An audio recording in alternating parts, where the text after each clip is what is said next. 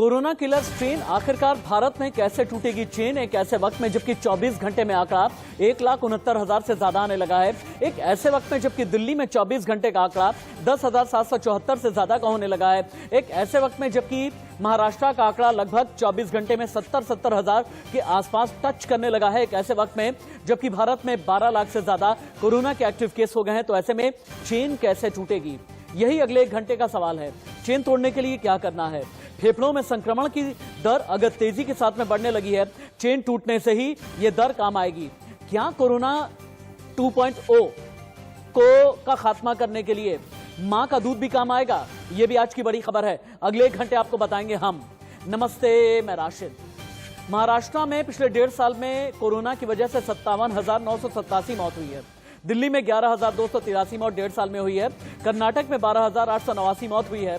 लापरवाही भी है। डॉक्टर से बदतमीजी करने वाले कांग्रेस के विधायक भी हैं, जिन्होंने भोपाल में डॉक्टर से बदतमीजी की है, एक ऐसे वक्त में जबकि डॉक्टर की जरूरत सबसे ज्यादा है। हरिद्वार में शाही स्नान चल रहा है। कुंभ में कितनी नियमों की धज्जियां उड़ाई गई हैं, यह भी बड़ा सवाल है। देश टीका उत्सव मना रहा है। प्रधानमंत्री ने यह कह दिया है, टीका उत्सव के लिए 4 सूत्रीय फॉर्मूला भी उन्होंने दिया है। लेकिन हाँ, क्या महाराष्ट्र में लॉकडाउन लगेगा? अगर लगेगा तो क्या ये कंप्लीट लॉकडाउन होगा? क्या देश भी कंप्लीट लॉकडाउन की तरफ बढ़ रहा है, या फिर देश में पार्शियल लॉकडाउन लगेगा, एक राज्य में लगेगा, अगले में नहीं? कुछ ऐसा भी चल रहा है क्या? बच्चों को बचाने के लिए आपको क्या करना है, क्योंकि इन्फेक्शन की रेट बहुत तेज है। वैक्सीन सप्लाई बढ़ाने की तैयारी है। स्पुतनिक 5 को भी अब वैक्सीनेशन के लिए तैयार किया जा रहा है और अगले 10 से 11 दिन में स्पुतनिक 5 पर भी बड़ा फैसला आने वाला है। यह बड़ा फैसला क्या होगा, हम आपको आगे बताएंगे और दिखाएंगे। लेकिन अगली एक और स्क्रीन है जो सवाल खड़े कर रही है, क्या लॉकडाउन लगेगा तभी देश में संक्रमण रुकेगा? क्यों नहीं लोग मानने को तैयार होते? कोरोना का नया स्ट्रेन है, आखिरकार कैसे ब्रेक होगी किलर चेन? सवाल नंबर 1, क्या कोरोना चेन भारत में टूटेगी? बच्चों को कितना खतरा है? सवाल नंबर 3, लॉकडाउन लगने वाला है क्या? लापरवाही आखिरकार कब बंद होगी, कब खत्म होगी? और क्या देश में कोरोना विस्फोट हो गया है? हाँ, देश में कोरोना विस्फोट हो गया है। कोरोना विस्फोट को लेकर के इससे पहले कि मैं डिबेट की करें शुरुआत, इस वक्त की बड़ी खबर, देश में कोरोना ने मचा दी है तबाही। कोरोना ने सारे रिकॉर्ड तोड़ दिए। 24 घंटे में 1,68,000 से ज्यादा नए मरीज, एक दिन में 904 मरीजों की पूरे भारत में मौत हुई है। यानी देश में कोरोना विस्फोट हो गया है लोगों की लापरवाही की वजह से, और कोरोना की संक्रमण चेन, किलर चेन टूट नहीं रही। अगली बड़ी खबर महाराष्ट्र से। महाराष्ट्र में कोरोना संक्रमण के सबसे ज्यादा केस अभी भी आ रहे हैं। 24 घंटे में 63,294 केस, एक दिन में महाराष्ट्र में 24 घंटे में 349 मरीजों की मौत, और यह आंकड़ा डरा रहा है। तो ऐसे में महाराष्ट्र सरकार क्या कर रही है? ब्रेकिंग न्यूज नंबर 3, लॉकडाउन पर महाराष्ट्र के स्वास्थ्य मंत्री ने बड़ा बयान दे दिया।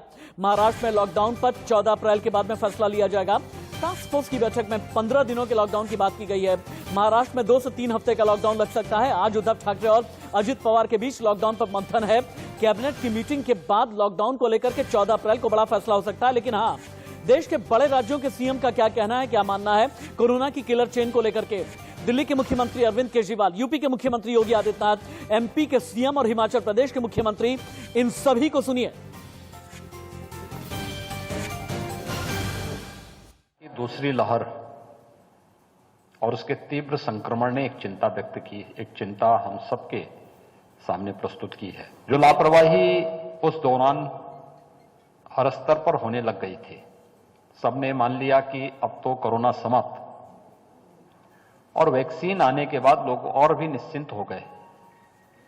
वह अब हम सबके सामने देखने को मिल रहा है।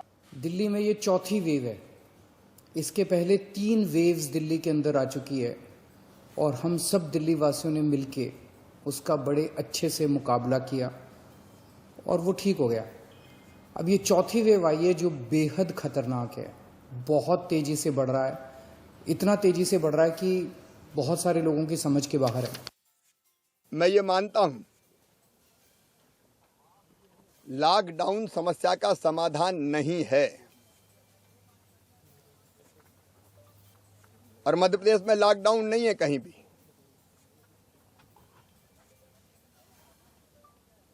ना पूरे प्रदेश में लॉकडाउन लगाया जाएगा।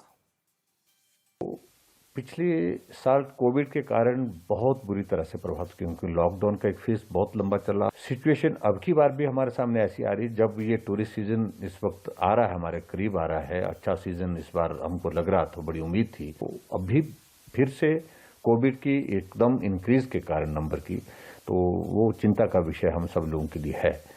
लेकिन फिलहाल हमने एक विचार किया है कि अभी टूरिस्ट के रोकने जैसी स्थिति हिमाचल प्रदेश में नहीं आई है।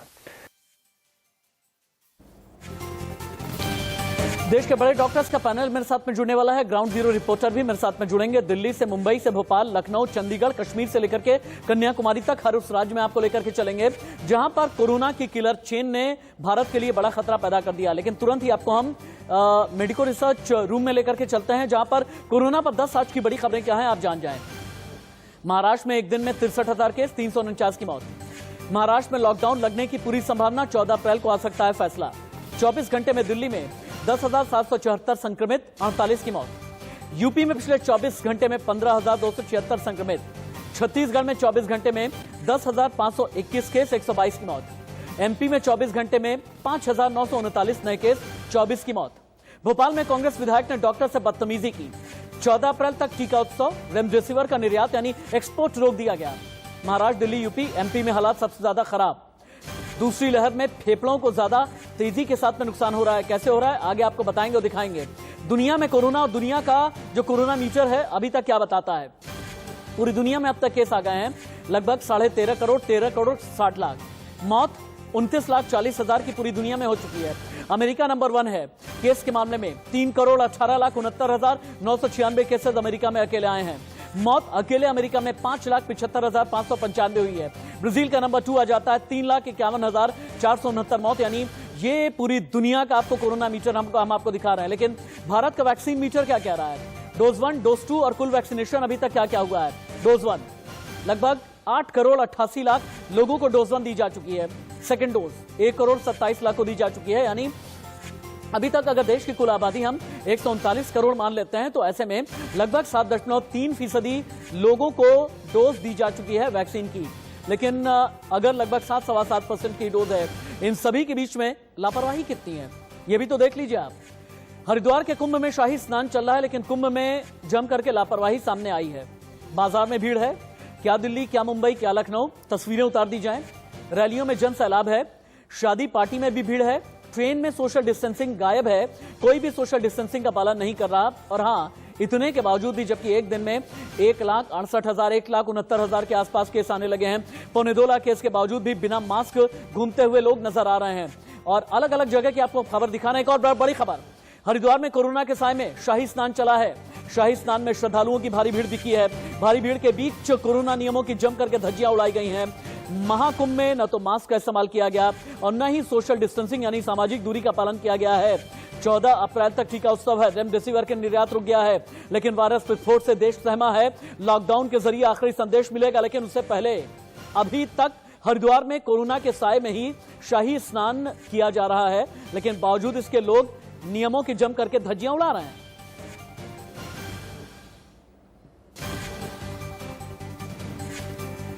और चलिए अब बारी है कि हम डॉक्टर के पैनल को इंट्रोड्यूस कर देते हैं। डॉक्टर मोहसिन वली थोड़ी देर के बाद में कार्डियोलॉजिस्ट जुड़ने वाले हैं।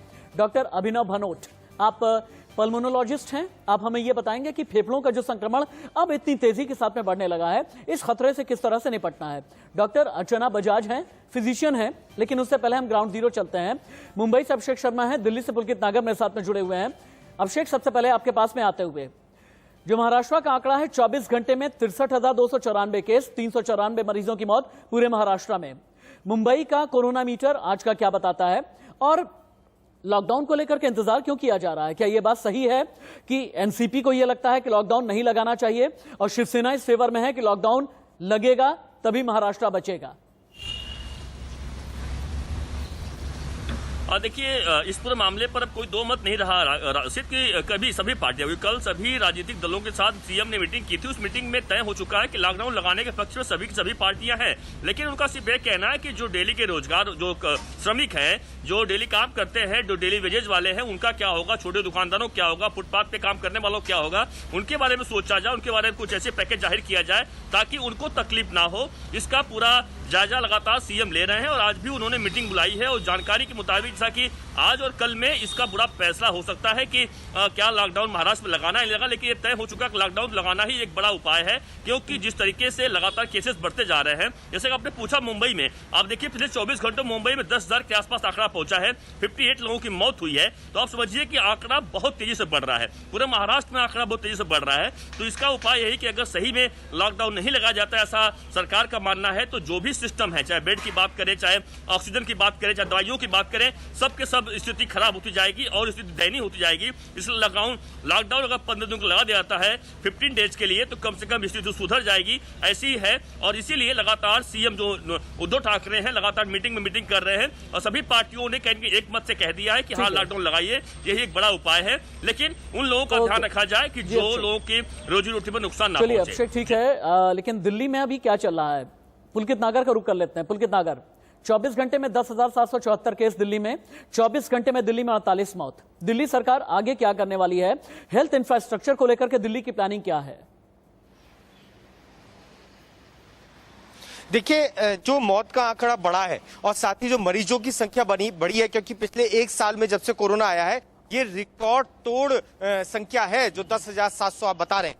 इससे पहले भी जब मार्च के महीने में कोरोना का कहर बरपा था, पहली लहर की बात मैं कर रहा हूं, उस समय भी इतने केसेस नहीं आए थे जितनी चौथी लहर में आए। लेकिन दिल्ली सरकार का ये मानना है कि अगर अस्पतालों में मरीजों की संख्या बढ़ी तब वो लॉकडाउन की तरफ बढ़ सकते हैं। अभी यदि मैं देखूं तो दिल्ली के अंदर करीब 10,000 बेड्स खाली हैं, आईसीयू बेड्स 161 खाली हैं, करीब 550 पर मरीज इस समय मौजूद हैं।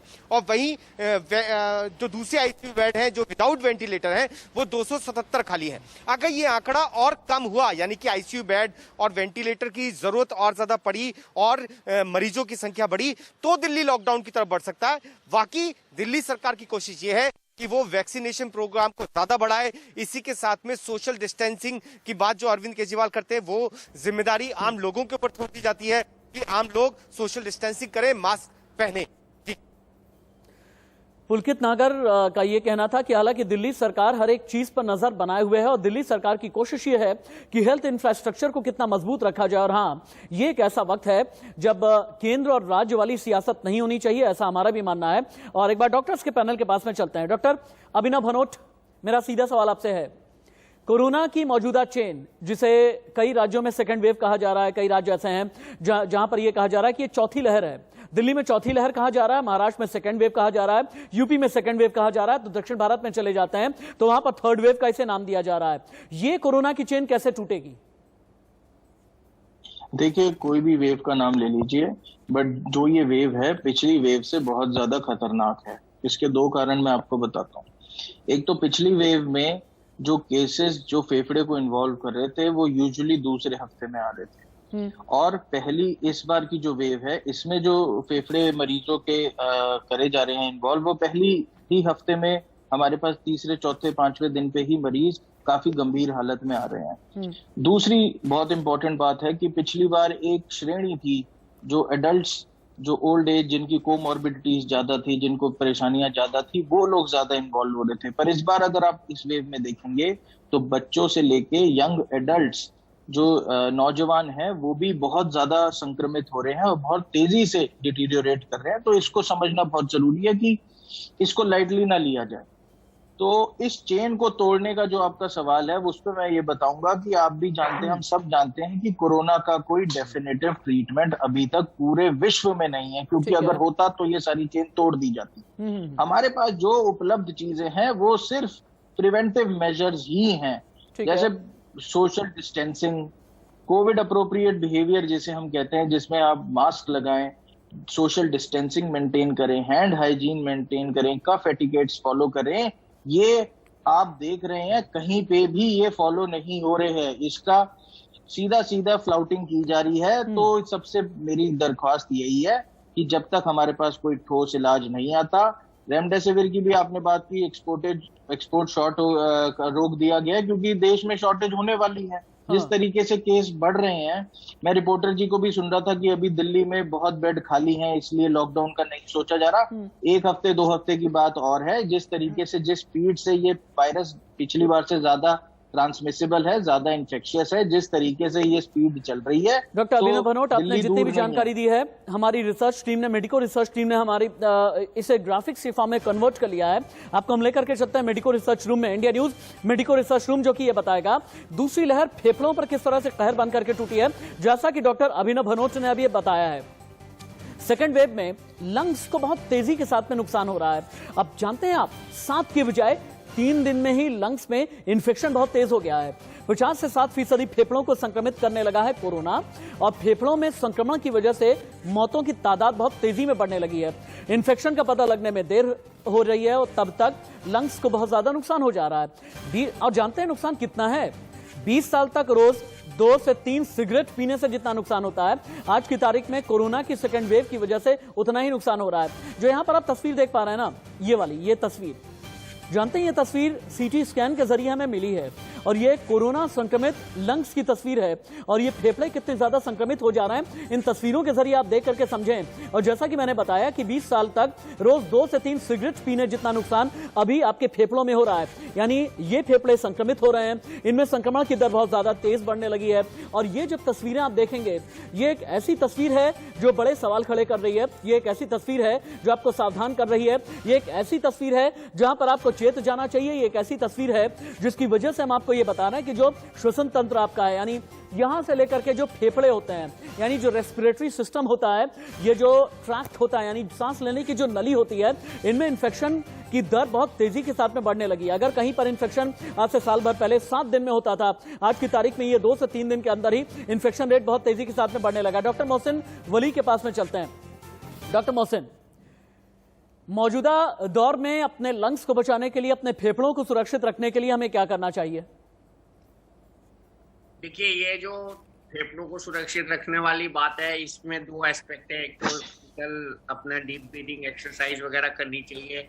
जो हम लोग पिछली बार बहुत सी चीजों की बात कर रहे थे, इम्यूनिटी बढ़ाने की, हम लोग पिछली बार बहुत थोड़ो थे, एक चीज पे बहुत बारीकी से ध्यान दे रहे थे। तो उसमें मैं यही कहूंगा, डीप ब्रीदिंग के साथ अश्वगंधा का इस्तेमाल करें। बाहर मॉर्निंग वॉक के लिए बिल्कुल ना जाए, क्योंकि बाहर जाने में खतरा ही खतरा है। घर पे ही करें, डीप ब्रीदिंग करें, बैठ के योगा करें, श्वासासन करें और अनुलोम विलोम करें, प्राणायाम करें। तो ये सब चीजें, ये तो एक साइड ऑफ द स्टोरी हुआ। और दूसरा जो है सबसे इम्पोर्टेंट ये है, ये अपने फेफड़ों में संक्रमण जाने से रोकने का इलाज है, ये है मास्क। ये मैंने इसको बार बार बताया, M फॉर मेरा, A फॉर अपना, S फॉर सुरक्षा, K फॉर कवच। ये मेरा अपना सुरक्षा कवच है, इसको नहीं छोड़े। और अभी तो मैं अपने स्टाफ से सुबह ही कह रहा था कि भैया घर में भी मास्क लगा के रहो। तो कुछ पता नहीं है हवा के किस पोर्शन में कोरोना घूम रहा हो, तो ये बहुत ज्यादा जरूरी है इस समय एहतियात करना। और आपको मैं एक डाटा बताता हूँ, अभी आज दिखाया जा रहा है कि सुप्रीम कोर्ट का जो है 50% स्टाफ जो है वो संक्रमित हो गया। जजेस घर से करेंगे और थोड़ा आज कोर्ट 1 घंटा लेट शुरू होगी। पिछली बार मुझे अच्छी तरह याद है कि 6 और 7 जजेस के अलावा किसी को भी कोरोना संक्रमण नहीं हुआ था, और वो भी बहुत माइल्ड हुआ था, और सब रिकवर कर गए थे। तो ये कितना बड़ा, जैसे डॉक्टर भनोट बता रहे थे, इसका जो प्रकोप है ये बहुत ज्यादा है, बहुत तीखा है। इसको मैं वर्ड यूज करूंगा, तीखा है। और इसने हमको बिल्कुल नकारात्मक स्थिति में लाके खड़ा कर दिया है कि 1 साल की एजुकेशन के बाद भी हम लॉकडाउन की बात फिर से कर रहे हैं। हालांकि लॉकडाउन एक ऐसा वर्ड बन चुका है जो किसी के गले नहीं उतर रहा है। कोई भी कंफर्टेबल नहीं है लॉकडाउन वर्ड बोलने के लिए, गले उतर नहीं रहा है। लेकिन लोग लापरवाही से, डॉक्टर मोहसिन वली, लेकिन लोग डॉक्टर लापरवाही से बाज नहीं आ रहे। कहते हैं कि लॉकडाउन नहीं चाहिए, लेकिन बावजूद इसके नेग्लिजेंस यानी लापरवाही और कैजुअल अप्रोच से लोग बाज आ नहीं रहे। डॉक्टर जी अपनी बात पूरी करें जल्दी। मैच देखो आप पूरा। जी ठीक है। डॉक्टर अर्चना धवन बजाज, चूंकि आप पब्लिक हेल्थ एक्सपर्ट हैं, अभी डॉक्टर मोहसिन वली ने एक बहुत ही अलार्मिंग सी बात बोली है। घर के अंदर भी मास्क लगा करके रहें, न जाने हवा का कौन सा पार्टिकल या हवा के साथ में कौन सा पार्टिकल कोरोना लेकर के चला आएगा। तो क्या इसका मतलब यह है कि भारत की हवा में भी कोरोना का जहर है? वायरस है जिसके बारे में हालांकि रैम्पेंट है पिछले 1.5 साल से, फिर भी अगर हम कहें कि we still don't have adequate information कि इसकी ट्रांसमिशन किस किस तरह से हो सकती है, वो बिल्कुल ठीक है। And doctor Wali has a point, aerosol transmission, airborne transmission ये नहीं है, we have nothing to prove that. तो अगर हमें एविडेंस नहीं है टू प्रूव कि एयरबोर्न ट्रांसमिशन नहीं हो सकती, तो we would take it as कि एयरबोर्न ट्रांसमिशन भी हो सकती है। एंड अगर आपको प्रिकॉशन लेनी है और घर में मास्क पहनना है तो उसमें बुराई तो मुझे कोई नहीं नजर आती। अगर आप एक जान, एक इंसान भी बचा सकते हैं from this transmission, even if it means putting a mask while you are going to sleep, please do that, it doesn't really matter. और एक पॉइंट जो मुझे अभी भी फ्राइटन कर रहा है एज अ डॉक्टर, हम वेट करेंगे कि आईसीयू बेड भरे, हम वेट करेंगे कि स्थिति और गंभीर हो फिर लॉकडाउन करेंगे। I find this completely crazy. So as a nation, what are we waiting for? Are we waiting for disaster and doom to come to a point कि हमारी अर्थियों को कंधा देने के लिए लोग नहीं मिले, हम क्या उसकी वेट कर रहे हैं? एकदम ठीक बोल रही हैं मैम आप, एकदम आप ठीक बोल रही हैं कि आखिरकार अगर लॉकडाउन लगना ही है तो लॉकडाउन लगाने में इतनी देरी क्यों की जा रही है? क्योंकि लॉकडाउन ही एकमात्र ऐसा समाधान कहा जा रहा है कि इसी के जरिए कोरोना की चेन टूटेगी। लेकिन महाराष्ट्र में इसका इंतजार किया जा रहा है, दिल्ली में भी अभी सिचुएशन बहुत अलार्मिंग हो गई है। एक दिन में 48 की मौत हुई है, लेकिन अभी तक लॉकडाउन नहीं लगा है। एक काम करते हैं, मेडिकल रिसर्च रूम में लेकर के चलते हैं, क्योंकि कई ऐसे भी केसेस भारत में अब सामने आने लगे हैं जहां पर रिकवरी के बाद एक से ज्यादा बार कोरोना हुआ है, क्योंकि इनके शरीर के अंदर एंटीबॉडी टिकी ही नहीं। ये क्या माजरा है, रिसर्च क्या है, आप देखें। आईसीएमआर और सीएसआईआर ने एक रिसर्च की, एक पूरी टीम थी जिसने रिसर्च की है, और भारत में कोरोना का असर बाकी दुनिया से बहुत अलग सा दिख रहा है। यानी अगर अमेरिका में कोरोना का जो असर है भारत में और ज्यादा खतरनाक है, ब्राजील में जो असर है भारत में ज्यादा खतरनाक है, फ्रांस में जो असर है भारत में ज्यादा खतरनाक है। और जानते हैं आप, सीएसआईआर के वैज्ञानिकों ने नेशनल लेवल पर एक सेरो सर्वे किया। इस सर्वे में जो नतीजा सामने आया आप भी जानकर के हैरान रह जाएंगे। जानते हैं क्या नतीजा आया? 4 में से 1 शख्स, आई रिपीट, 4 में से 1 शख्स में 150 दिन के बाद एंटीबॉडी टिकी ही नहीं। कहा जाता है ना कि एक बार कोरोना हो जाता है एंटीबॉडी जनरेट होती है, अगर वैक्सीनेशन कराया जाता है तो एंटीबॉडी जनरेट होती है, लेकिन 150 से ज्यादा दिन तक एंटीबॉडी टिकी नहीं।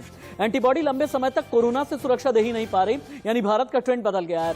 भारतीयों में एंटीबॉडी लंबे समय तक सुरक्षित नहीं रह पा रही। एंटीबॉडी न टिकने से भारत में लोग दोबारा से संक्रमित होने लगे हैं। संक्रमित होने के 60 दिन के बाद प्लाज्मा भी धीरे धीरे बेअसर होने लगा है, यानी जो प्लाज्मा डोनेशन थेरेपी की बात की जाती थी वो भी अब बेअसर होने लगी है। भारत में अब तक 4.5% से ज्यादा लोग 1 से अधिक बार संक्रमित हो चुके हैं। दुनिया में दोबारा संक्रमित होने की दर करीब 1% है, लेकिन भारत में ये 4% से भी ज्यादा है, यानी ये सिचुएशन और भी ज्यादा खतरनाक हो जाती है। डॉक्टर अभिनव भनोट, अब इस सिचुएशन को हमें समझाएं आप, जहां पर यह कहा जा रहा है कि अगर एंटीबॉडी डेवलप भी हो रही है तो बमुश्किल 3 से 4 महीने तक ही डेवलप रहती है, और दोबारा से कोरोना होने का डर भारत में ज्यादा बढ़ने लगा है।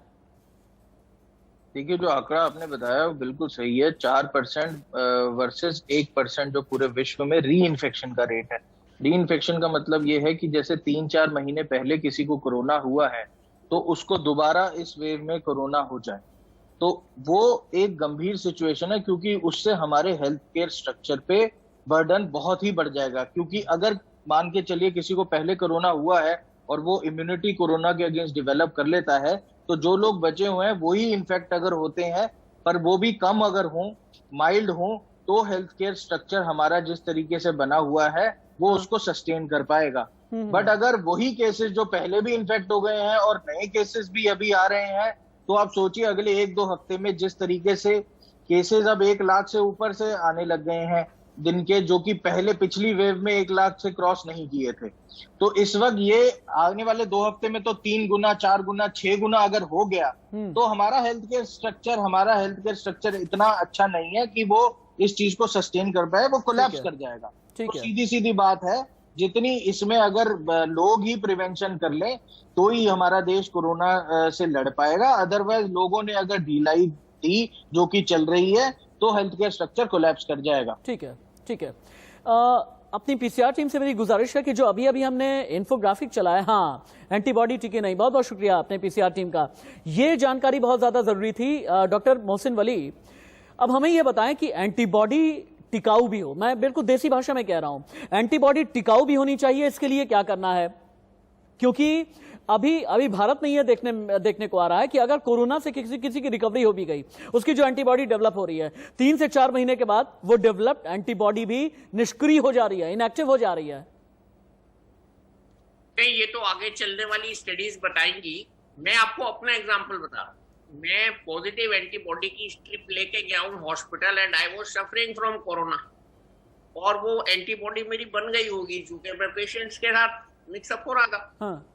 अगर उसके बाद भी मुझे कोरोना हुआ और मेरा काफी ज्यादा, मुझे 5 हफ्ते आईसीयू में रहना पड़ा, I am recovering from corona, तो अगर ये स्टेटस है तो मुझे तो लगता है कि ये फरवरी से ही ये म्यूटेशन स्टार्ट हो गए थे वायरस में। अब हमारी लक पे डिपेंड करेगा कि अगला म्यूटेशन जो आएगा वो कितनी इम्यूनिटी देता है और उससे अगला जो आएगा वो कितनी देता है। We have to wait and watch. नहीं तो मैं तो खुद अपना एग्जांपल, मैं तो पॉजिटिव इम्यूनिटी की स्ट्रिप लेके गया हूँ हॉस्पिटल और I was suffering actively from corona. तो ये इसका बहुत मुश्किल है इसका अंदाजा लगाना, और इस पे कोई स्टडी अभी ऐसी सॉलिड नहीं है हमारे पास, क्योंकि मैंने रात ही सोचा लेटर रिट्रोस्पेक्टिवली कि भाई ये कैसे हो गया। तो ये मेरे को ही खुद ख्याल आया जो आपने प्रश्न पूछा, तो उसका जवाब मेरे पास यही है फिलहाल।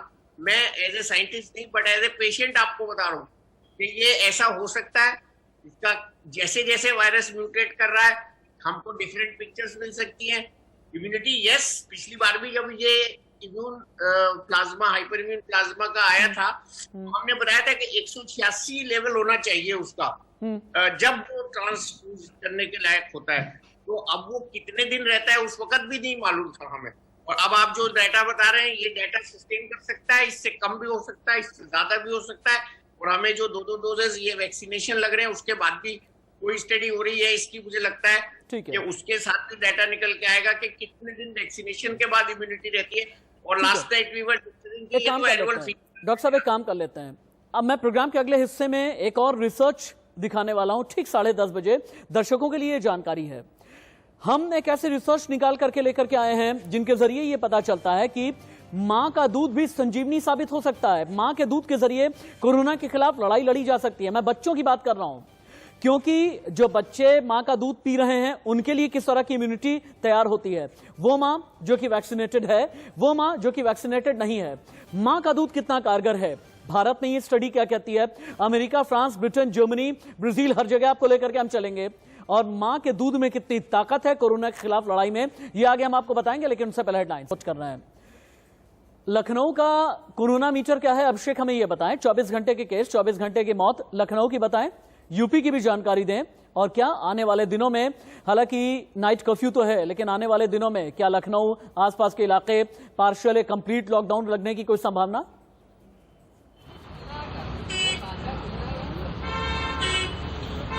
रोहित, उत्तर प्रदेश में पहले जाते हैं। उत्तर प्रदेश के हालातों को समझे तो उत्तर प्रदेश में जो संक्रमण है इस समय तेज गति से 15,000 के ऊपर पहुंचा है।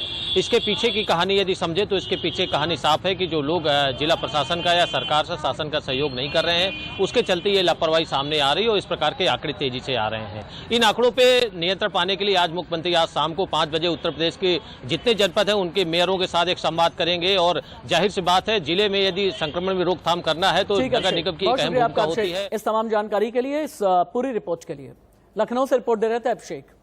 हम अब मेडिकल रिसर्च रूम चलते हैं। मैंने आपसे थोड़ी देर पहले बोला था ना कि क्या मां के दूध से हारेगा कोरोना। क्यों हम ये कह रहे हैं, अब ये रिसर्च आपके सामने लेकर के आते हैं। उसके बाद डॉक्टर अर्चना धवन बजाज मैं आपसे सवाल करने के लिए आऊंगा।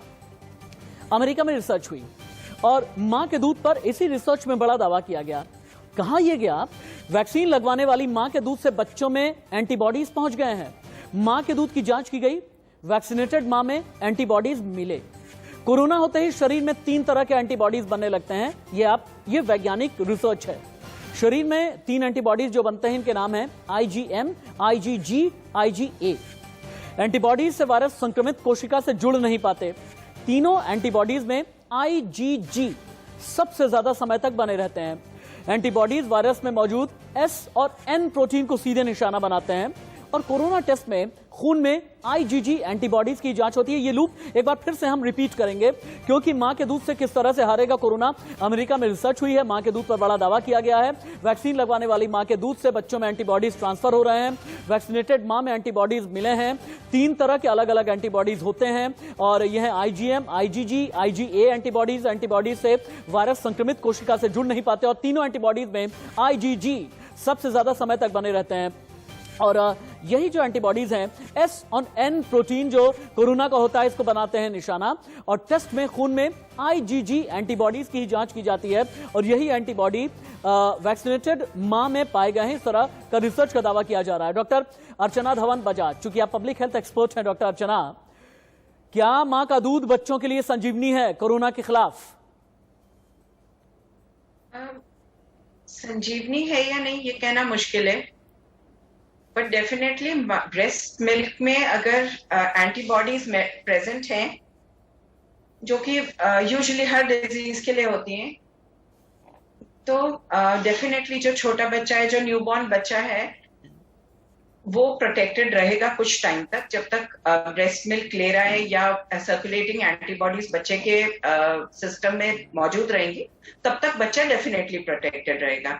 और बच्चे की प्रोटेक्शन के लिए अगर हम पिछले 1 साल में नोटिस करें या फॉलो करें, तो जो मदर्स को कोविड हुआ भी है, इट हैज बीन फाउंड कि ज्यादातर उनके बच्चे डिजीज से इफेक्टेड नहीं हुए या सब क्लिनिकली इफेक्टेड हुए या टेस्ट नहीं हुए, व्हाटएवर बी द रीजन, पर बच्चे रिलेटिवली सेफ रहे हैं। और ब्रेस्ट मिल्क एक पैनेसिया है बहुत सारी बीमारियों के लिए, न्यूबॉर्न बच्चे के लिए। सो आई एम श्योर उसी तरह से कोविड के लिए भी वो प्रोटेक्टिव होगा।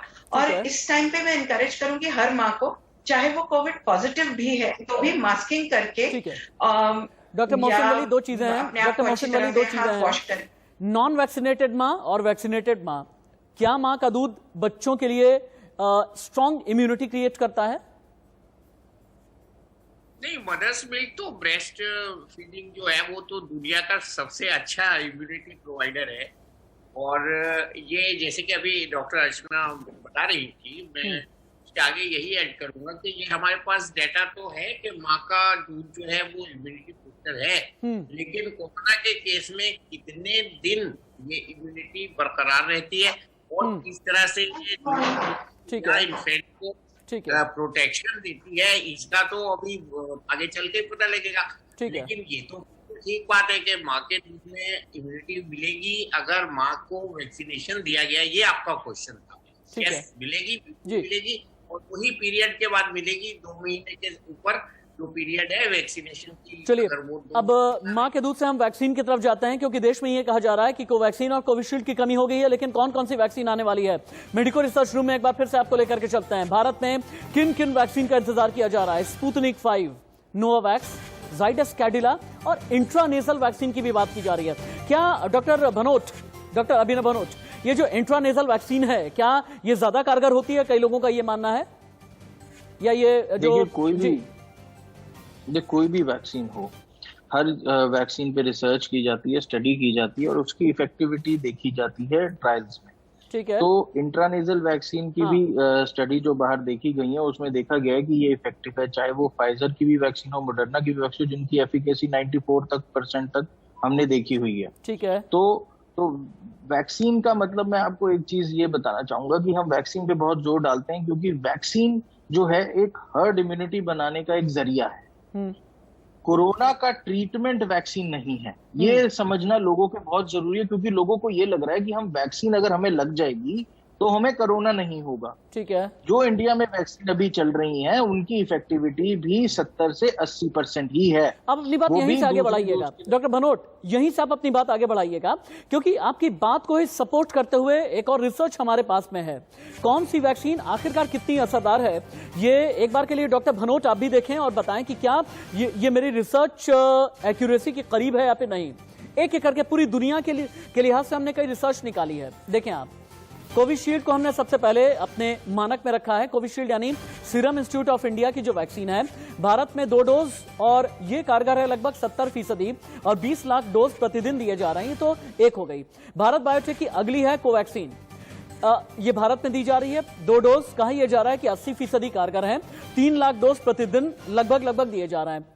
अमेरिका चलते हैं, जॉनसन की वैक्सीन है, सिंगल डोज वैक्सीन है, 85% कारगर बताई जाती है। 49 लाख डोज दिए जा चुके हैं। फिर अब रशिया का रुख कर लेते हैं। स्पुतनिक 5 वैक्सीन रशिया में जो दी जा रही है 2 डोज लगभग 91.5% कारगर, 33 लाख डोज दी जा चुकी है।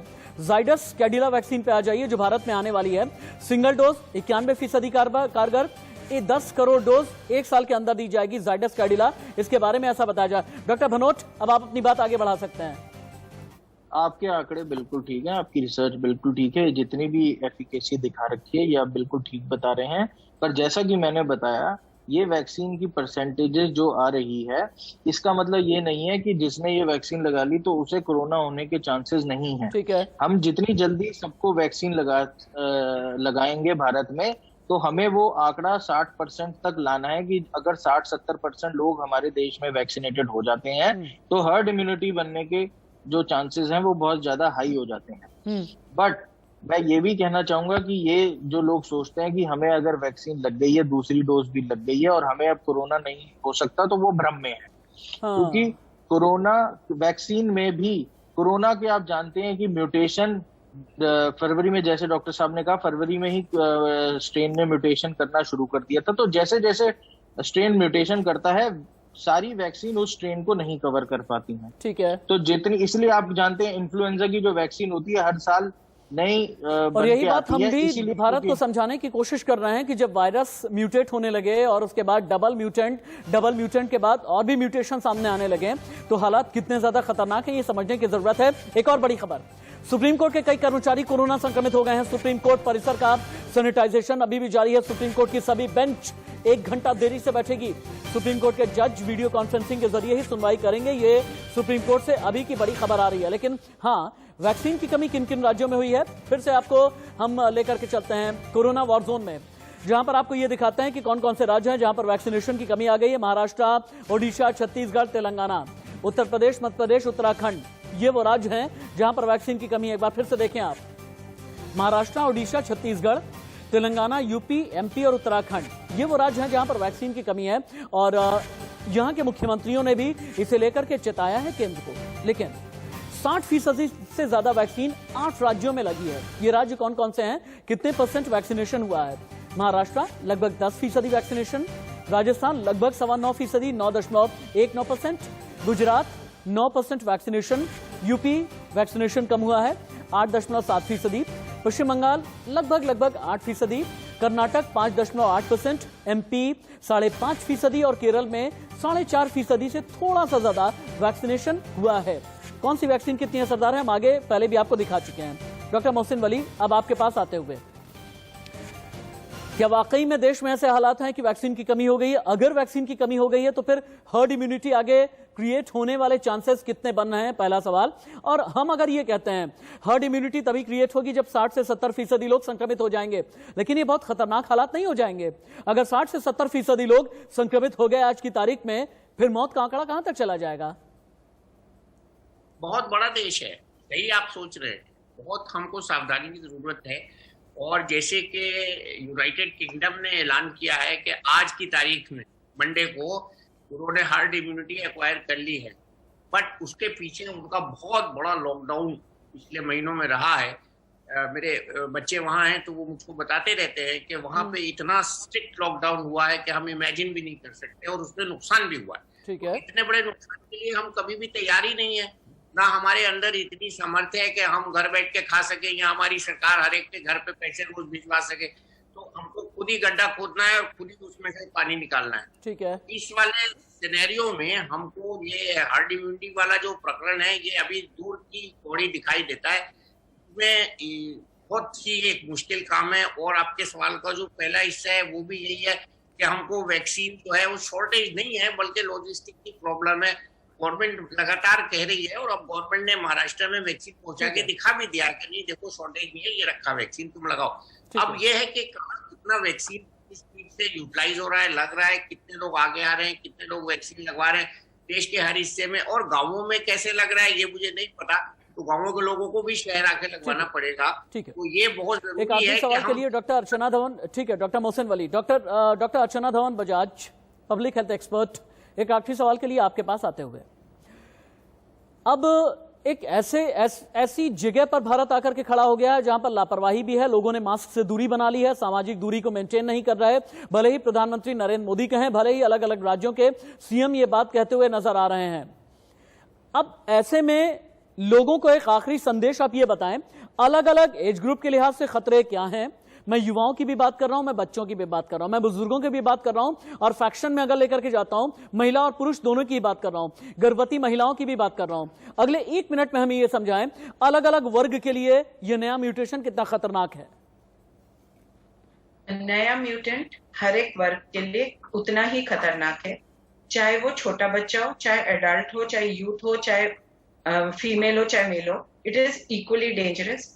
इस म्यूटेंट को किसी भी तरह से लाइटली लेने की कोई जगह नहीं है। ये सोचना कि आई एम इम्यून, मुझे पहले कोविड हो चुका है, मुझे वापस कोविड नहीं हो सकता, दिस इज ऑल रबिश। आपको कुछ भी हो सकता है, कभी भी हो सकता है। You have to be careful. ठीक है, मास्क पहनिए, डिस्टेंसिंग कीजिए। I know it is hard to maintain distancing in a population like ours, पर जितना भी आप कर सकते हैं। एमलेसली घर से बाहर मत जाइए, एमलेस गैदरिंग्स मत कीजिए, एमलेस सोशल गैदरिंग्स मत कीजिए, अननीडेड ट्रैवल मत कीजिए।